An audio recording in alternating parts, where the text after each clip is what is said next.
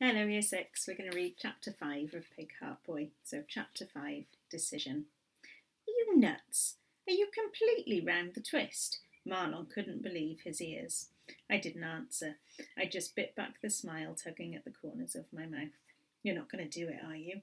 What do you think? I replied. Marlon stared at me. I don't know, he said at last. I'm sorry I reacted like that. It's just that you took me by surprise. I shrugged, then added quickly, but this is between you and me, right? You're not to tell anyone. Not your sister, not Rashid and Andrew, not even your mum and dad. Promise? I promise. Marlon raised his right hand. What are you going to tell everyone after it's all over? I'll tell them I had a heart transplant, which will be true. And what happens when people ask where the heart came from? Why would anyone ask me that? And besides, if they do, I'll just say a suitable donor was found at the last minute and I was lucky enough to get the heart. But from a pig? No one will know that, unless you tell them. No, I won't, Marlon denied quickly. But isn't it bound to come out? I don't see why. Dr. Bryce said that after the transplant he'd wait 6 months before announcing it to the media, and even then he wouldn't tell them my name. But suppose they find out. The newspapers and the TV have ways of digging and digging until, whoa, we're getting a little ahead of ourselves here. Dr. Bryce hasn't even chosen me yet. He said he'd get in touch with Mum and Dad at the end of the week to let them know his decision. Do you want it to be you?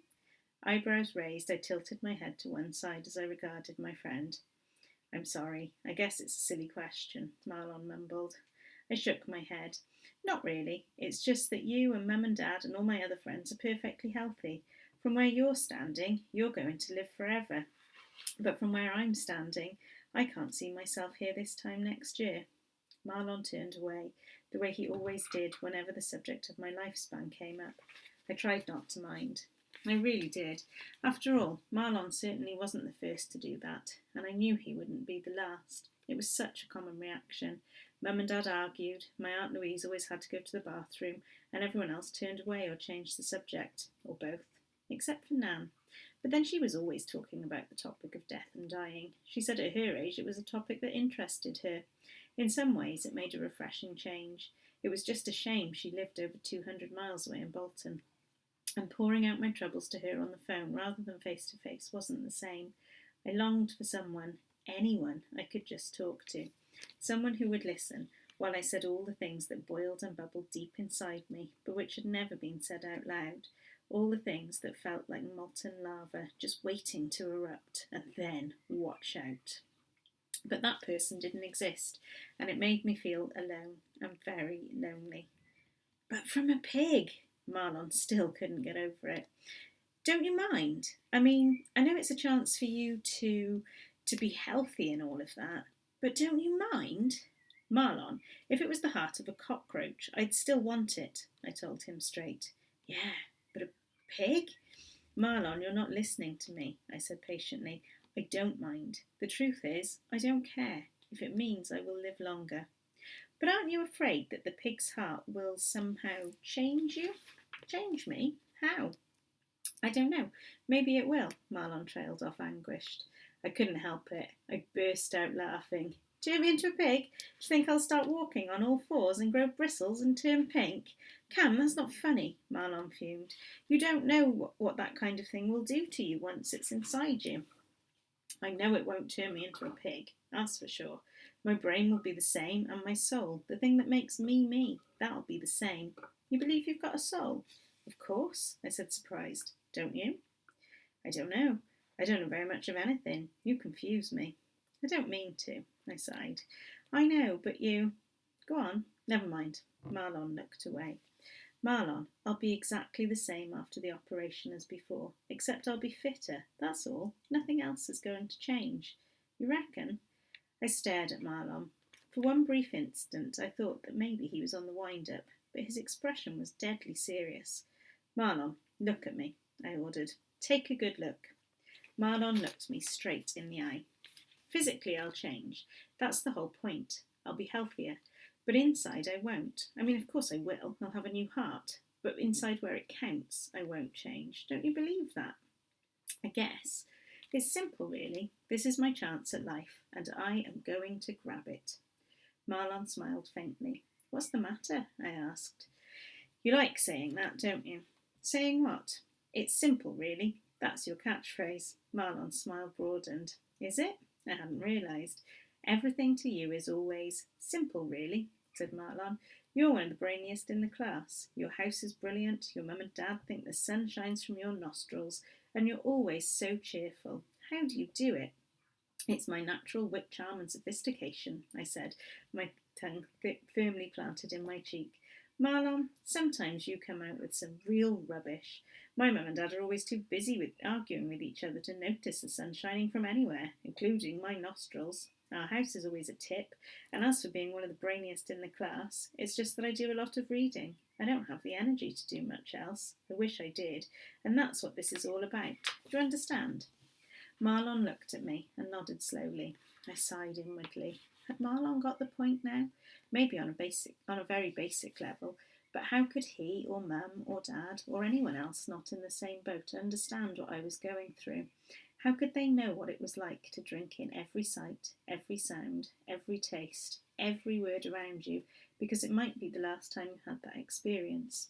No one else could begin to imagine what it was like going to sleep each night, wondering if you'd see the morning. I guess it's lucky you're not a Rasta, Marlon said, or a Muslim, or a vegetarian. Marlon and I began to chuckle. There you are, my luck's getting better already. A strange thought entered my head. At least Rastafarians and Muslims and vegetarians believed in something. What did I believe in, except life and living? Life and living, surely that was enough. Maybe you'll change your mind when the crunch moment arrives, said Marlon. And maybe I won't, I countered. Cam, are you scared? Marlon whispered. I considered the question and then nodded. I'm scared in case Dr. Bryce says no, and I'm scared in case Dr. Bryce says yes. Can't win, can you? Marlon sighed. Not so far, I agreed somberly, my smile all but gone. Not so far. The longest 3 days of my life followed. Each night I sat at home waiting for the phone to ring. Each morning I was the first one at the door when the letters dropped through the letterbox. But nothing. I felt as if I was going quietly crazy. If I didn't hear something soon, my heart would give out from all the anticipation. I found myself wondering about the woman who was the other candidate for the heart. What had Dr. Bryce said? The woman was an artist. She had a husband and a son too. Surely the doctor would give the heart to her. The artist woman seemed to have a lot more going for her than I did. How would Dr. Bryce make up his mind? And why couldn't he hurry up about it? Even Mum and Dad weren't arguing as much anymore. A stillness had descended on our house as each of us waited for some word from the doctor. More than once I caught Mum watching Dad, her face an unreadable mask. For me, it felt like the calm before a storm. And then, on Thursday evening, I came home from school and entered the living room to find Dr. Bryce there waiting for me.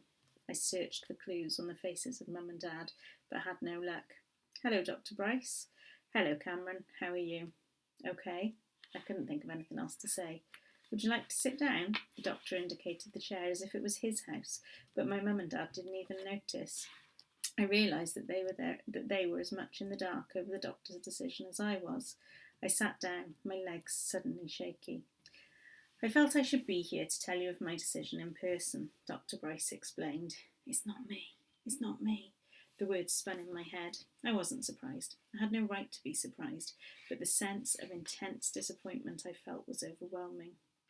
So, I've decided that you should have the heart transplant. I thought about it long and hard in consultation with my colleagues and stared at the doctor. His words faded to nothing. I could see his lips moving, but I couldn't for the life of me hear a word he was saying. It was as if, with a snap of the fingers, I'd been dragged to somewhere outside normal time. I saw Dr. Bryce turn to my mum and Dad and continue to talk. Dad leaned forward, eager and impatient to catch every word. Mum sat back, her arms folded across her chest. I could even see myself, nodding at what appeared to be at all the right moments. Dr. Bryce turned and asked me something directly, and with that I jumped right back into the present. I stared stupidly at him. I had no idea what he had just said. Dr. Bryce smiled as if he knew what was going on. It's okay, Cameron. It's a lot to absorb in one go. Do you still want to go ahead with the transplant? I nodded. I couldn't trust myself to speak. Good. Dr. Bryce's smile broadened. Will you be doing the operation? Dad asked. Yes. My colleagues and I will be carrying out the procedure. Are you qualified? Mum asked. Dad squirmed as the doctor answered. Yes, of course. I was a doctor, then a heart transplant surgeon before I ventured into transgenics. And where exactly will all this take place? Said Mum. We have a clinic and a private hospital wing attached to our research facility. I would anticipate carrying the procedure out there. Where is this research facility? In Yorkshire. Mum still didn't look satisfied. She opened her mouth to ask another question, but Dad got there first. When do you reckon all this would happen? I was thinking sometime in the next 2 to 3 weeks, said Dr. Bryce. I was the only one to be stunned. So soon? Mum squeaked, dismayed. I see no reason to delay now that we've made up our minds. Dr. Bryce shrugged. I'd like to take Cameron into hospital sometime next week, and then we'll run extensive tests, and after that we can arrange the date to perform the procedure. Why did he keep calling it a procedure? That word was beginning to get on my nerves. Why can't we call it an operation like a normal person? Mum frowned. What exactly will you be testing for?